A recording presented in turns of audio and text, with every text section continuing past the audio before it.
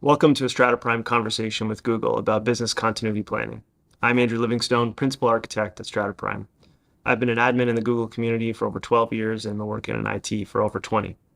StrataPrime is a Google Cloud partner servicing organizations in Canada and the US. We have a deep specialization in work transformation, identity management, security, and compliance, and we're experts in Google Workspace, Google Cloud, Google Voice, and Chrome Enterprise. If anybody has questions during today's conversation, please feel free to post them into the chat and a member of our team will answer them as soon as we can. Now, joining us here today are two very talented Googlers. We have Nico Arnsten and Tony Majewski. Tony, why don't you introduce yourself? Hey everyone, thank you, Andrew. Tony Majewski, Workspace go-to-market strategist. Been at Google for a year and a half now, coming up on 6 years in this wonderful Google Cloud ecosystem, typically based in Atlanta, Georgia, but very excited to be up in Toronto today. I'm also very excited. I'm Nico Arntzen. I'm a Google Workspace specialist covering our enterprise clients here in Toronto. And for those who aren't familiar with Google Workspace, it was actually previously known as G Suite, and it's our productivity, collaboration, and communication platform that we use here internally at Google, as well as by millions of businesses across the world. Very excited to be chatting about business continuity with you, Andrew. Awesome. Yeah, so for our conversation today, we're going to be talking about some of the regulatory changes happening here in Canada and abroad and how those are going to require companies to take a different look at their business continuity solutions, strategies, security tooling, and all of that good stuff. And we're also going to talk about how Google Workspace could be positioned as a solution to meet those emerging requirements, as well as take a step back and just look at, Google Cloud security and just how it works in general. So to get us started, Nico, why don't you give us a little bit of an overview of some of these regulatory changes? Yeah, absolutely. So business continuity, disaster recovery, and emergency response plans are nothing new, really. Governments and regulatory bodies have been, implicitly requiring it for many, many years. And with the changes coming to OSFI regulation B10, really many of these requirements are now becoming explicit. So regulation is focused around financial institutions' third-party concentration risk and exit strategies around the technologies that they're using. So concentration of risk, meaning like if I'm a company and I have like a single vendor IT stack or like all of my eggs in one basket, these regulations are asking me to take a look at that, kind of what happens if things go wrong? That's exactly it, Andrew. We're looking to really assess and measure the concentration risk and really prevent any sort of catastrophic failure of that service for that organization and for its customers. And while it's important to highlight that OSFI covers Canadian financial institutions, this push has been a global effort across many, many governments and regulatory bodies, right? So, for example, the Financial Stability Board, which governs the G20 nations, is also requiring for exit strategy and a concentration risk analysis, and the European Banking Authority is requiring the same. So while your organization today might not be covered by OSFI, it's important to highlight that if you're doing business across the globe, it's more than likely you'll have to adhere to these regulatory changes in one form or another. So today, our goal is to provide you with a high-level view of this OSFI regulatory change, and then give you an opinion or a POV on Google and Google Cloud's solution and how we can work together to overcome this. Absolutely. So what's changing, right? OSFI, in short, is expanding scope. It's widening the risk lens. It's sharpening the risk focus, and it's most importantly modernizing the guidance, right? And this new guideline is organized into 3 domains. Each sets out key components of sound technology and cyber risk management. The first being governance and risk management. So technology and cyber risks are governed through clear accountabilities and structures and comprehensive strategies and frameworks. The second is technology ops and resilience. So a technology environment that is stable, scalable, and resilient. The environment is kept current and supported by robust and sustainable technology operating and recovery processes. So going back to what Nico and Andrew were talking about around diversification being a strength, right? And being able to, in real time, modify how you're maintaining your continuity of operations, right? And the third, and probably one of the most important topics here, is the cybersecurity piece, right? A secure technology posture that maintains the confidentiality, the integrity, and availability of the federally regulated financial institutions' technology assets. This comes with implications both for the business and for the supporting technology, right? So these guidelines are intended to keep the business safe and secure while ensuring continuity of operations and delivering an environment that meets these OSFI guidelines without impeding collaboration, connectivity, and productivity, and of course, maintaining it should something go sideways. And then, of course, implications of the technology as well, right? And addressing the dynamic nature of the employee experience across devices, locations, networks, systems, and data sources. Implications of cybersecurity to take defense to the user, regardless of their device, their location, leveraging context whenever possible, and creating an environment where all available signals are front and center. There's also a main focus on third-party risks, which are defined by OSFI as risk to that federally regulated financial institution, their operational and financial resilience or reputation, due to a third party essentially failing to provide the goods and services that fall under those arrangements and agreements that they have with an organization, right? So don't go down. Don't go down. But if you do, you got to have a plan. Have a plan B. Yeah. What are you doing in that situation, and how is your organization going to be able to continue operating? More importantly, if you have that concentration risk and all of your services are with one vendor or in one location, you need to have some diversification. You have to have another vendor that you can call upon to provide continuity.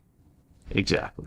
Yeah, for sure. And I think, if you look at current state of some security strategies, there's a lot of moving parts, right? So what are your points of failure? How many of them are point solution based? How many of them are a collection of components, right?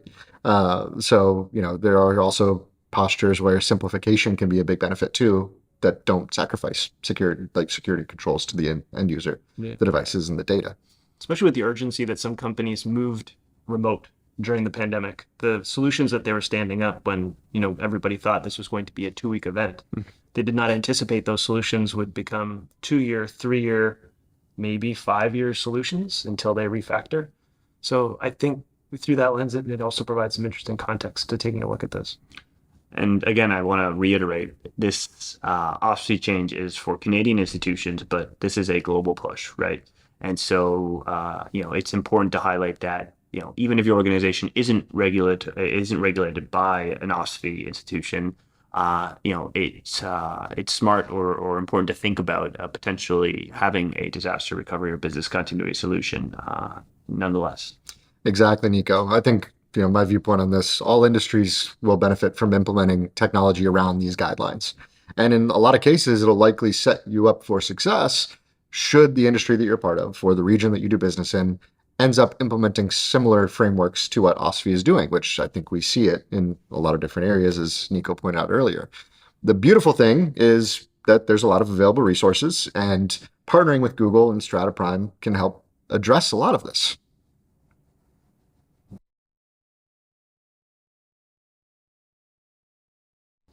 Thanks for that background, guys. So it sounds like any organization, not only those just in Canada and even in the US, are going to be affected by these regulations and should be taking a look at their technology risk, the concentration, cybersecurity, in order to meet these regulations either now or in the future. Just seems like this is the trend where things are going.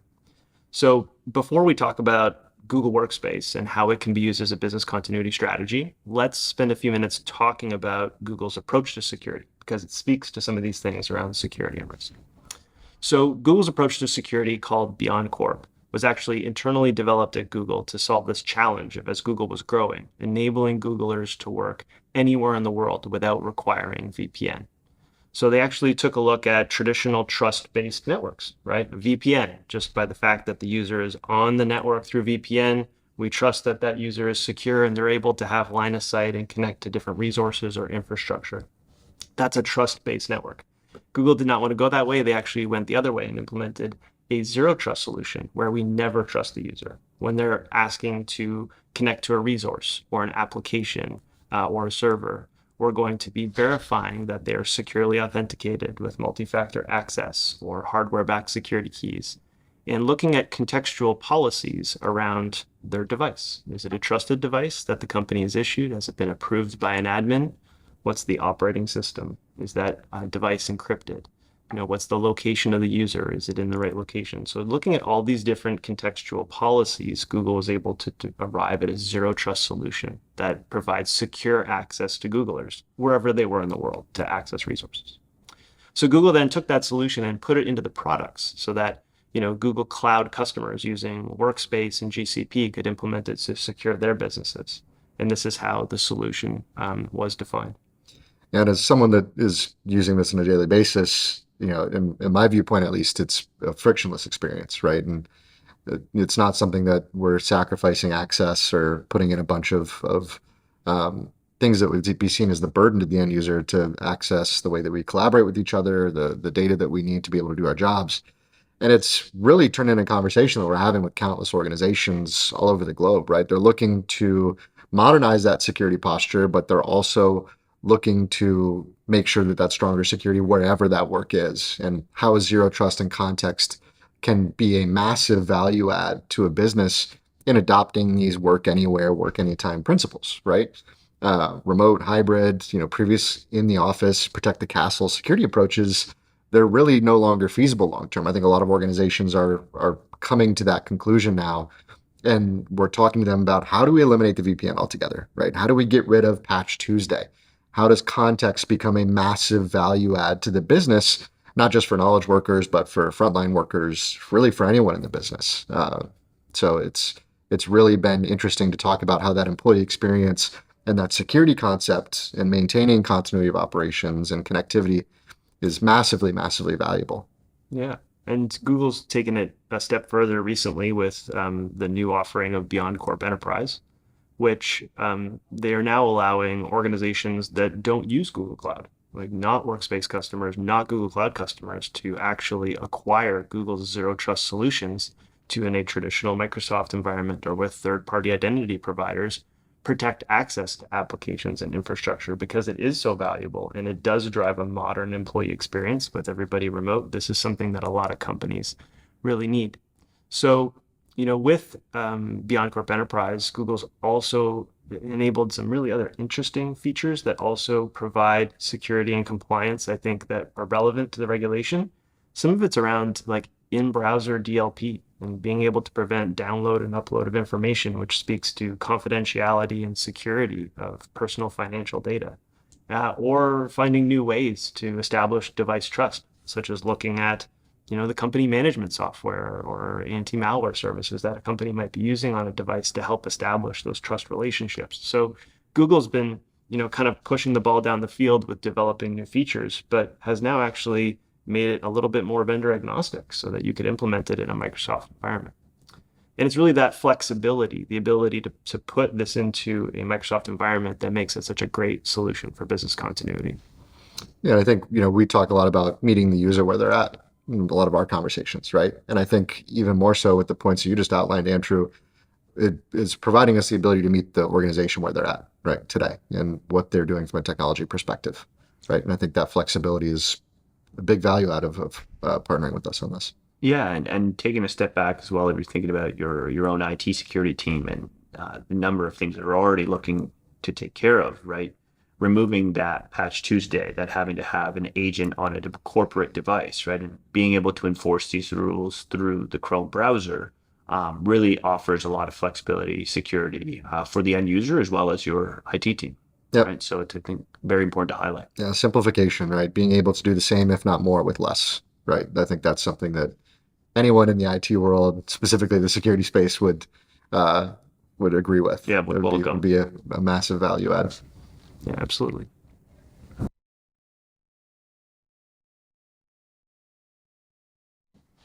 Okay, so let's talk a little bit about business continuity solutions now. So business continuity planning is about planning for when things go wrong, when IT systems are unavailable, and how we're going to provide continuity of service. And Workspace has become a little bit more popular with companies who are looking to diversify by standing up Google Workspace alongside their existing IT solutions so that they have full vendor redundancy in the event of an issue. Right. And it's important to highlight, Andrew, that we're not talking about ripping and replacing your existing Microsoft Office or communication productivity platform. This is specifically designed to sit in the background as a break glass in case of emergency solution in case of an attack or ransomware, you have something to exit. That's right. Yeah. So it's really setting up Google Workspace in your environment and having those services be available as a standby solution. So that would be if you wanted to provide continuity for email, we're going to be setting up the Gmail service. If we need to provide continuity for document access, sharing, and collaboration, we'll be putting in Drive. We can also do chat and voice for other communications that are needed in the event of your primary vendor being unavailable due to a denial of service attack, ransomware, or other type of event that's just blocking access to core services. So, Andrew, I've got an integration question. Right? What does this look like? Yeah, I mean, from an integration standpoint, there's two things that are going to happen. First, we're going to integrate to synchronize key data. So if you wanted your recovery solution to have email available, we could synchronize the last 90 days of mail or even the entire email history for the company and keep that up to date on an ongoing basis. We could do the same thing with document repositories, whether that's OneDrive, SharePoint, on-premise file servers, doesn't matter. We can, do the integration to synchronize those as well. The other part of integration is really around identity, right? So we want to make sure that in the event of a disaster, there's accounts ready for executives and stakeholders that are going to need to access these systems. So we'll federate with Active Directory so that identities are published into Google. And then in the event of an AD outage, Google can act as the identity manager. And that will also work with third-party identity providers if, companies using Okta or another IDP. It just provides us the ability to integrate to keep the environment synchronized, but then also operate independently with no dependencies on your existing infrastructure, because that's really what we're contemplating in a business continuity event, is that your primary services are unavailable, and that's why you need these redundant services to be there.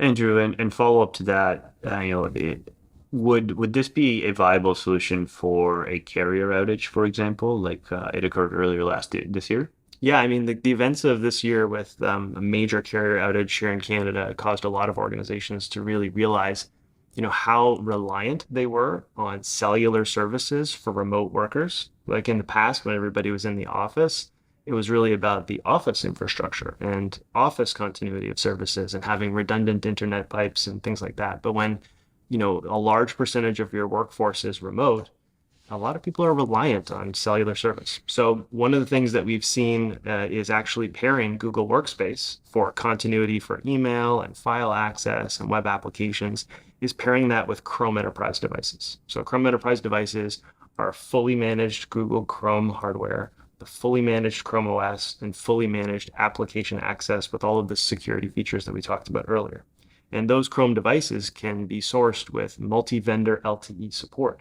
So now not only do you have a solution for all of, access to email, critical communications, and voice, but you've bundled that in a piece of hardware that can also provide resilience to like third-party carrier outages or network outages of any kind. And that's something that we've seen a lot more interest in recently because of the year's events. So just wrapping up, you can see that Workspace can definitely be used as a business continuity solution alongside a Microsoft environment. And Google's approach to security with the Beyond Corp security model can allow regulated industries to meet and exceed their security standards that they have today, which really builds this comprehensive solution to address business continuity.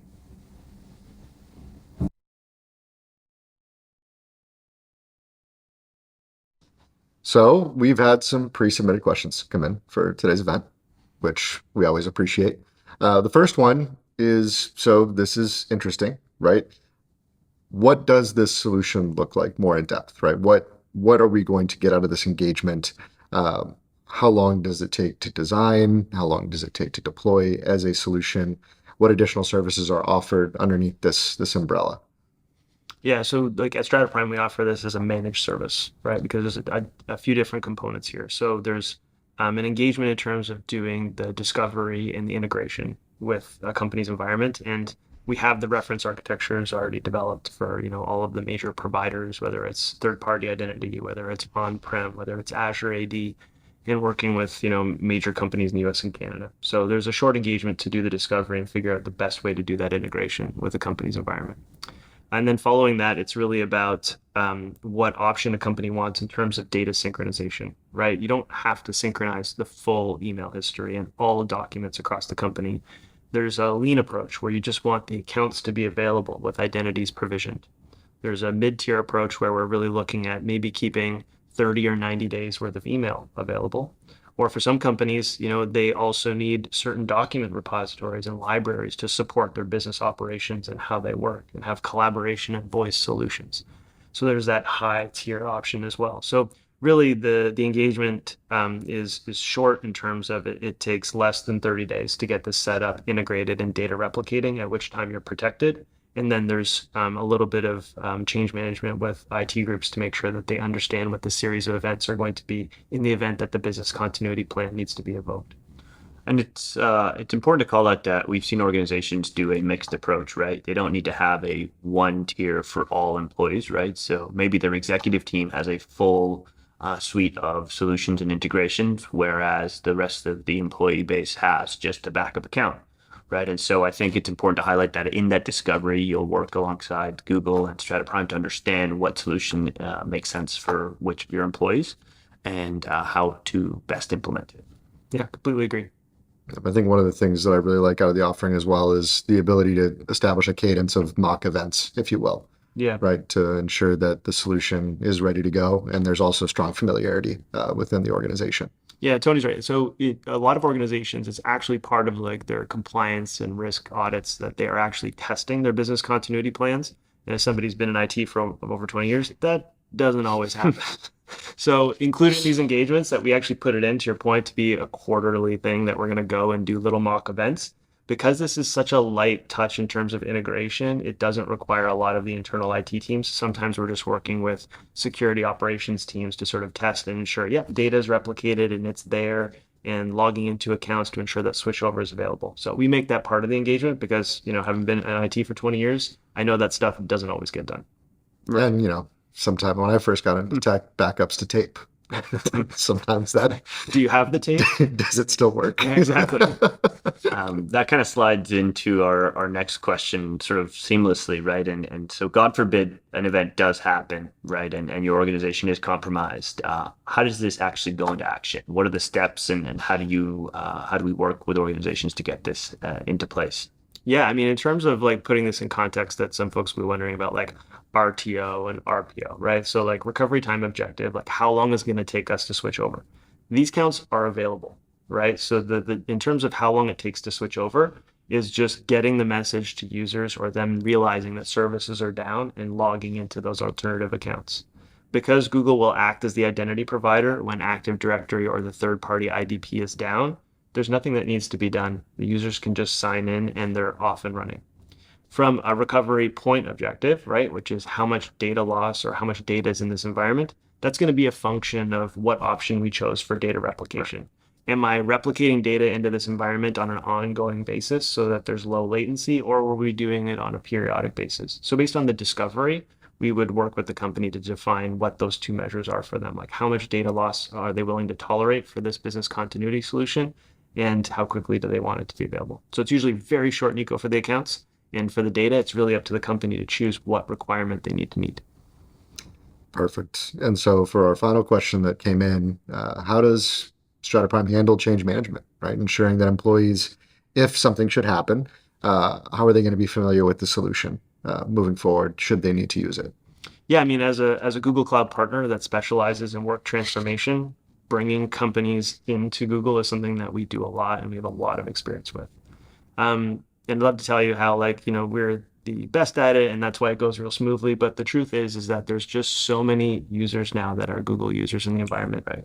Workspace has billions of users. Compound that with the pandemic when parents were at home and were part-time IT administrators for Google Classroom. So when we're doing change management now, it's changed a lot in the last few years where people just know, they're like, oh, okay, docs and email. Yeah, no problem. I'm good, right? Just like, where are the company templates? Okay, I'm good. So change management has changed. But, speaking more seriously about it, as part of our engagements, we do some change management training, providing people with switching guides, like where they need to go to find things, making sure they know where they can access distribution lists. Because in a business continuity event, communication becomes the most important thing. So it's less about like, here's how you use Google Workspace and more like, here's where the things are that you're going to need to manage this event at your company and ensure that things keep running. So. we take users through that and make sure that people are very comfortable with knowing where things are and what they need to do. Fantastic. Yeah, and I think that's an often overlooked component of the change management piece, especially coming out of the last 2 years. But 3 billion active users is a lot, right? And especially when you compare that against the internet-ready population globally, which is, I think a little less than double that, right? So it is, I think, pretty heavily utilized and recognized, not just for Workspace, but also for things like Chrome and Chrome devices. So yeah, absolutely.